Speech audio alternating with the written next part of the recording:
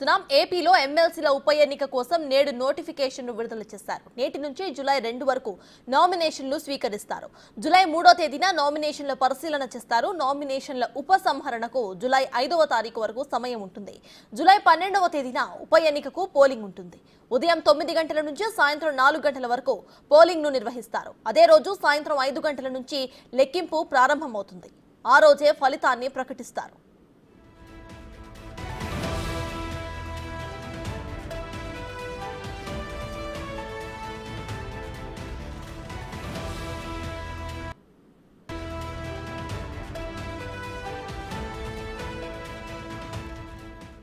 శాసన మండలిలో ఇప్పటికే 2 ఎమ్మెల్సీ సీట్లు ఖాళీగా ఉన్న నేపథ్యంలో వాటి భర్తీకి ఉప ఎన్నికలు జరగబోతున్నాయి.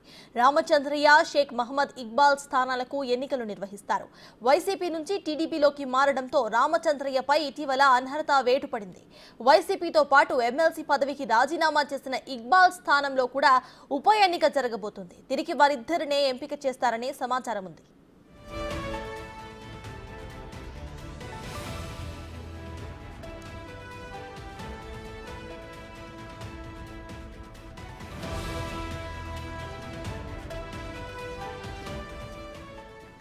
మరోవైపు పిఠాపురం టీడీపీ ఇన్ఛార్జి వర్మ, విజయవాడ సెంట్రల్ నేత వంగవీటి రాధా పేర్లు కూడా తెరపైకొచ్చాయి. డిప్యూటీ సీఎం పవన్ కళ్యాణ్ కోసం సీటు త్యాగం చేసిన వర్మకు వైసీపీ ఒత్తిడికి లొంగకుండా పార్టీలోనే కొనసాగుతున్న వంగవీటికి తగిన ప్రాధాన్యం ఇవ్వాలని టీడీపీ అధిష్టానం భావిస్తోంది. మొదటి ఎమ్మెల్సీగా వీరిద్దరిని కూడా నియమిస్తారని చంద్రబాబు ఇప్పటికే ప్రకటించారు. అయితే ఆశావాహుల సంఖ్య మాత్రం 10లోనే ఉంది. అందరూ కూడా చంద్రబాబు నిర్ణయం కోసం వేచి చూస్తున్నారు.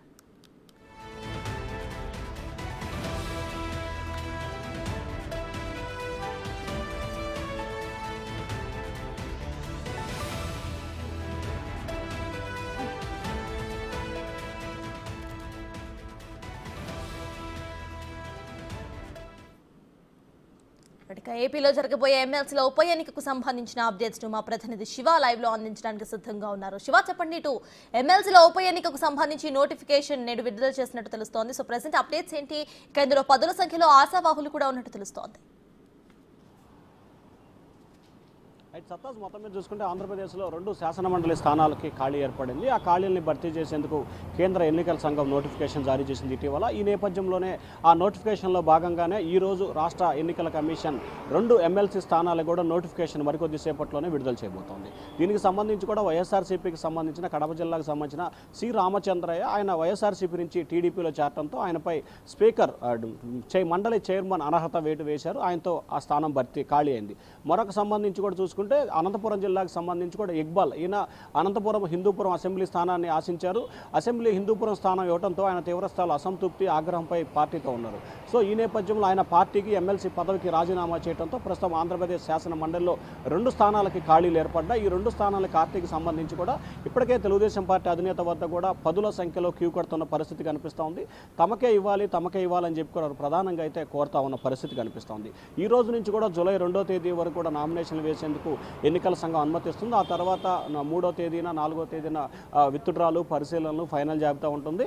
ఒకవేళ ఎన్నికలు జరిగితే, కానీ జరిగే అవకాశం లేదు, ఒకవేళ ఎన్నికలు జరిగితే కనుక జూలై 12వ తేదీన ఉదయం 9 గంటల నుంచి సాయంకాలం 4 గంటల వరకు కూడా ఎన్నికలు జరుగుతాయి. వెంటనే 5 గంటల తర్వాత కౌంట్ నిర్వహించి అదే రోజు ఫలితాన్ని ప్రకటిస్తారు.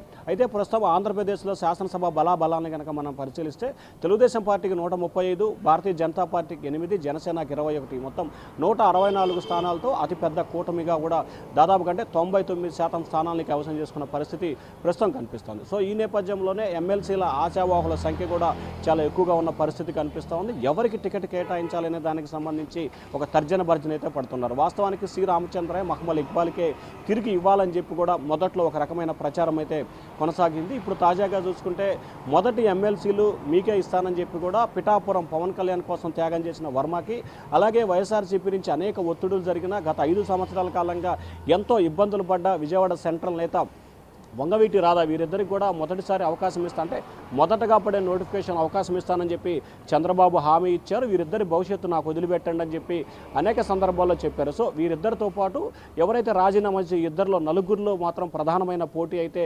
కొనసాగుతోంది. మరి అధినేత మనసులో ఎవరున్నారనే ఉత్కంఠ అయితే కొనసాగుతోంది. మనకు అందుతున్న సమాచారం ప్రకారం సి రామచంద్రనికి ఒకటి కొనసాగించి రెండో దాన్ని వర్మకు కానీ రాధాకు కానీ ఇచ్చే ఆలోచన కూడా చంద్రబాబు పరిశీలిస్తున్నారు. ఇక్బాల్కి సంబంధించి కూడా మరొక మంచి పదవి అంటే క్యాబినెట్ హోదా కలిగిన పదవి అంటే మైనార్టీకి సంబంధించిన నేత, అలాగే అనంతపురం జిల్లాకు సంబంధించి రాయలసీమలో కొంత మైనార్టీ నేతలు ఎక్కువ ఉన్న నేపథ్యంలో ఇక్బాల్కి మైనార్టీకి సంబంధించిన ఒక ఏదైతే నామినేటెడ్ పోస్ట్ ఇవ్వాలనేది కూడా చంద్రబాబు ఒక ఆలోచనగా చేస్తున్నారు. ఒకవేళ ఆ ఆలోచన కనుక చేసినట్లయితే ఖచ్చితంగా రెండో ఎమ్మెల్సీ స్థానాన్ని రాధాకు కానీ లేకపోతే వర్మకు కానీ వీరిద్దరిలో వరకు వచ్చే అవకాశం కనిపిస్తూ ఉంది. అయితే మొదటి ప్రయారిటీ అయితే మాత్రం ఖచ్చితంగా వర్మకే దక్కే అవకాశం కనిపిస్తుంది. ఎందుకంటే వర్మకి ఇవ్వాలని చెప్పి ఇటు పవన్ కళ్యాణ్ ఇటు చంద్రబాబు ఇద్దరు కూడా నిర్ణయం తీసుకుంటున్న నేపథ్యంలో వీరిరువురిలో ఒకరికైతే మాత్రం ఖచ్చితంగా అవకాశం వచ్చే అవకాశాలు అయితే ఉన్నాయి. సత్తాజ్. Right, thank you Shiva.